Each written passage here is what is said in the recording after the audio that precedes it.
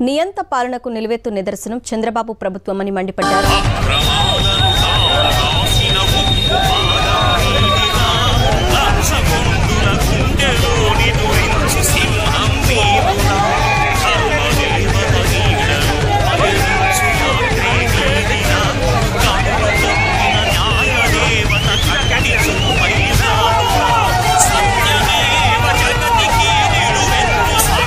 ఇదే అబద్ధాలను కొనసాగిస్తూ ప్రజల్ని మోసం చేయటం ఆపివేయాలి.